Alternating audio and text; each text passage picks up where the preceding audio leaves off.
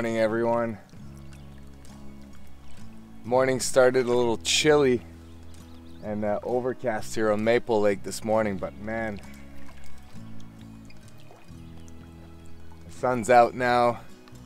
Had a couple of cups of coffee, enjoyed a nice little breakfast on the fire, and it's time to just, fish and relax. Today is a well-deserved day off after all the hard work we put in over the last couple of days. The night got pretty chilly. The boys got pretty chilly. I'm very impressed with my Neo Air X-Lite myself. It's the first couple of nights I spent on it officially. I had been using the X-Starm over the winter, which worked really well. The X-Starm worked really well, and the X-Lite for this time of the year for a 3-season pad, man, it is a warm pad. It got down pretty chilly. I wouldn't know exactly what the temperature was, but all the guys were telling me how they had to put some clothes on, or at least like bundled up quite a bit in their sleeping bag. And for me, I was literally just like, I had to take my sleeping bag off of me. It's such a warm pad. So if you're looking for a good pad for 3-season, it's, in my experience so far, one of the best. Comfortable and super warm, even in the early spring, like early June here. And we are absolutely lucky because there's no bugs. It got too cold, I guess, last night, so no bugs right now. And this is exactly what I needed after 3 months. Is it 3 months now? Yeah, 3 months stuck inside with the COVID. Just to be able to come out here with a couple of guys, a handful of boys, and enjoy just a nice trip out in the backcountry. Well, it looks like we're gonna take a little canoe trip. My lure's stuck. I can see it from here, so I'm just gonna actually go around the island, jump on the canoe, come around, get that, and it'll give me an opportunity to just fish around anyways. I think I'll troll around the island a little bit, so let's do it.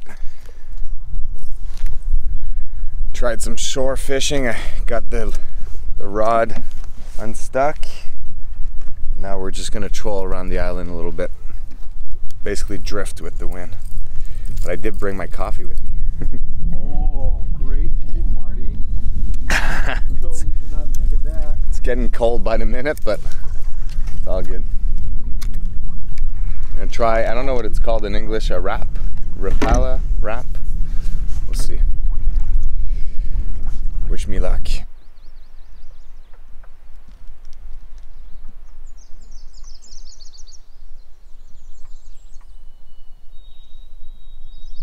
Well, didn't catch anything again, so we're just gonna go in for lunch now. But it was still a freaking amazing canoe ride. It's a beautiful lake here on Maple Lake. If you can get your way out here, it's something else for sure. All right, let's haul that canoe up. This place is absolutely magical, let me tell you. This campsite is by far the best campsite I've ever been on, I think, of all my trips ever. I didn't take a lot of footage today because we didn't do much. We sat around a lot. We just kind of rested. And earlier, we actually saw a balded eagle getting chased by a seagull, which was kind of funny. But man, that is a majestic bird to see flying, and it was super close. Like, it was just on the other side of the shore, so it's about 50 feet away, the island to the shore, and it flew below the tree line. It was absolutely beautiful. Tomorrow we have a long day, a big day ahead of us. At least we estimated 5 to 6 hours on the water, enough portaging to go, and then another 4.5 back home. So it's going to be a long day tomorrow. So today we're just resting and recuperating as much as possible. And we're going to try something new, something different for tomorrow morning. Mart here, who used to guide people in the Algonquin Park, he used to do on one of his morning a silent paddle for sunrise. So he's gonna kind of make us live that experience, which I'm really excited about. What we'll do is we'll wake up before sunrise when it's still dark. We're gonna put the canoes in, and it's gonna be all complete silent, no talking. We have to be as calm as possible. We're gonna go around the island on the east side. We're gonna watch the sunrise, and then after that, we're gonna paddle back to the last portage we just did, it's really close. And the reason why we're gonna go back there right after the sunrise is because it's like prime habitat to see moose. So hopefully we'll be lucky tomorrow, and maybe we'll see a moose or two. And even if we don't see anything, it'll be a nice way to kind of wrap the end of the trip, or to kind of give us the energy that we need to push for the last big day. So we're just gonna do that in the morning, the sunrise paddle, come back, have a quick breakfast, pack up everything, and be out maybe by, I don't know, 7 on the water. So hopefully we won't have to get home too late. So the last night of the trip, I talk about it all the time. It's always bittersweet. I'm excited to go back home, see the kids, see Nat. I miss them. It's funny, when I'm out on those trips, I think about them a lot all the time. Makes me miss them quite a bit, so I'm happy to go back home. I'm very excited to go back home. But at the same time, these moments are so rare, they're so precious to be able to have these experiences. So there's only one thing to do, is to, be here, be present, soak it all in, enjoy a nice sunset again tonight, hopefully, and just relax and reboot, basically, so that when I go back home on Tuesday, I have all the energy and that my mind is clear, so I can attack all the challenges of daily life between work and, and the house and everything else. So feels good to be out here, for sure.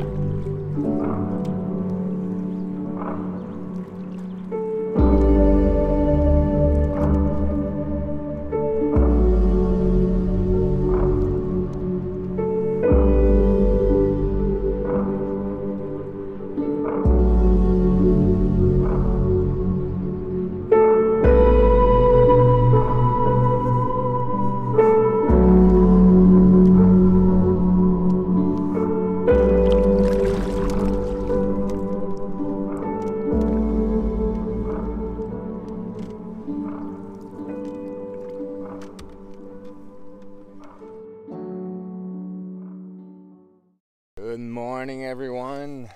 How about that silent morning paddle? That was a neat experience, even though we didn't see any game, any big game at least. Saw some birds and stuff like that, but it was still really worth it. I'm really happy we did it. It was kind of a neat way to spend the last morning here in the park before we head home. And let's be honest, we have like a 10-hour day ahead of us between the paddling and the driving, and so we're out on the water right now. It's 8:30, so that's good. That's really good. That means we're hopefully not gonna get home too late. I have to admit, my body is hurting like crazy. I've pinched some nerves in my neck and my traps from carrying the canoe and all the weight on, on the shoulders. And my hands go numb from time to time, especially at night. Last night I woke up like 4 times, or maybe 5-6 times actually, and I would wake up because both my arms would be numb. So I'm gonna need to dedicate some time to some yoga and stretching to get that back. It's happened to me before. It's not the end of the world. It's just super uncomfortable when it happens. But yeah, last morning we're gonna paddle out. And we have a big day today, like 2-3 kilometers of portaging. At least they're all like short bursts. I think the longest is 900 meters, something like that. And we're gonna be going down a creek, so it would be really nice to jump, like to ride a rapid or like just a small R1 just to try to skip a portage if we can, but I'm not keeping my hopes too high up. Sometimes you get some moose, sometimes you don't. So 130 meter portage, pretty small. Most of our portages today are rather short, so you know what? We're just gonna take it easy. It's not gonna add time too much to double carry everything, so I think we deserve to take it a little easier than we did the past few days. Whew. It's like a highway here. I like that.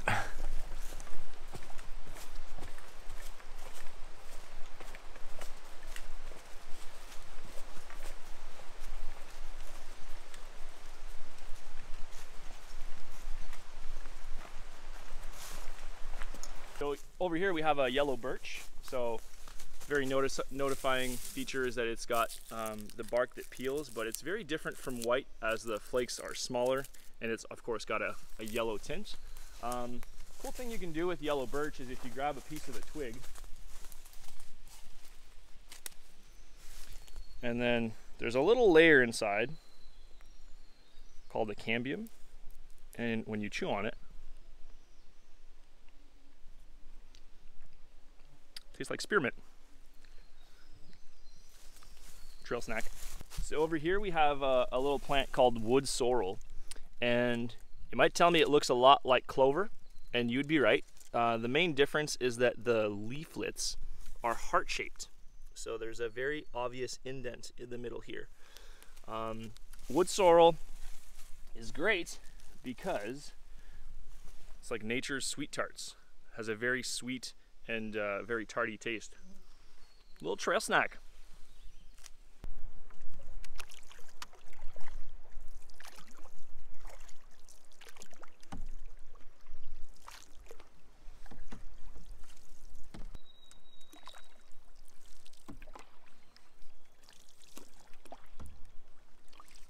We are officially on Maple Creek. Couple of shout outs I want to do to the boys here that I'm with on the trip. Shout out to Martin Lachance, a veteran here in the Algonquin Park. Very, very knowledgeable guy. I really appreciated all of his knowledge and his point of view that he brought to the trip. He's used to guiding tour groups, his risk management skills, his map and compass skill. Mind you, it's not the most useful thing here in the park, but just, you know, having the opportunity to learn, his ability to recognize plants. Mart, if you're watching this, I really, really enjoyed our trip together. Thank you so much. Second shout out is to our mascot of the trip, our good friend Rusty. I'm not gonna lie, when Dave wanted to bring his dog over, I wasn't too down with it. Not because I don't like dogs or anything like that. It's just because I didn't know. You know, we did massive days, and you know, the whole point of me going without the kids is to be without a kid and to be able to just enjoy. But man, Rusty is the best dog ever for this. He's self-sustainable. He didn't bark once, I think. He sits, he listens to everyone, not only Dave. He doesn't pick up the food on the ground. He comes to see you if you're eating. You say no, he goes away. Rusty, I know you're not watching this, but I really appreciated having you having you with us. And third last shout out to my partner in crime here, my camping partner in crime, Pierre from Outdoor Therapy. Make sure you check him out. I'll leave the link in the description below, obviously.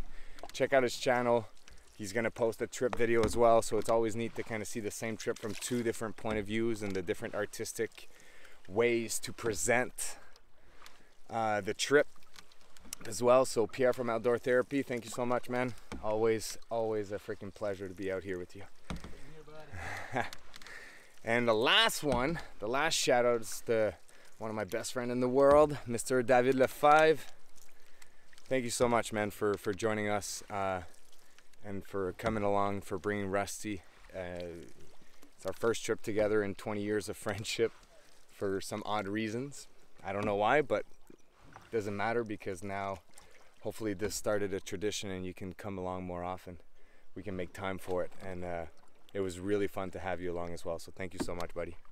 I really appreciate it. My rafting technique, got Marty behind me, spot me.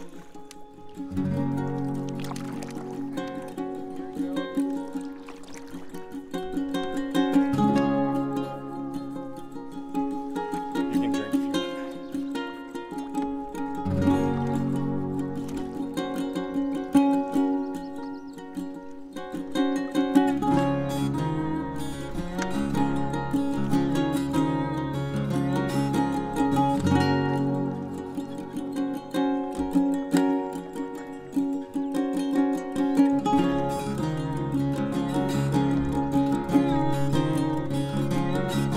Oh man, 630 meter portage on Maple Creek again. Let me tell you, we didn't pick the easiest way out today.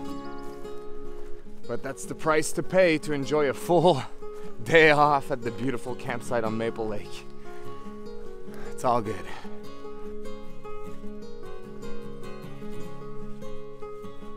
He's gonna run his first river.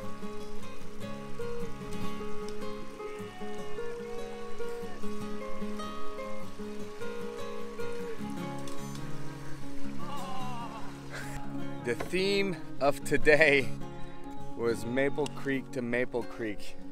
There's so many portages just on the one creek. Beautiful, beautiful creek, but 1, 2, 3, 4, 5 portages. Oh, but that was the last one. Last kilometer of portage. Now we have, I don't know how long, maybe an hour and a half on this lake to get to the car. Actually, we have to go back to the first campground to see if my electronic bag is still there, but whew, we are tired and ready for some rest. Definitely ready for some rest. So here I am back at our first campsite on Kiosk Lake. I ran back from the parking lot on the railroad and then bushwhacked my way through here because as you guys know, I lost my whole electronic bag on our first night. At least I thought it would have been here. It doesn't look like anybody was here. Maybe someone else came. Maybe I lost it on the other portage and someone else picked it up along the way. Hey, if you're listening to this and you found a gray meshed ditty bag with a battery bank in there, a light for my camera, and headphones, couple of wires to recharge stuff. Listen, finders keepers, it's yours. Just let me know in the comments. It'd be interesting to see if any of you guys are watching this.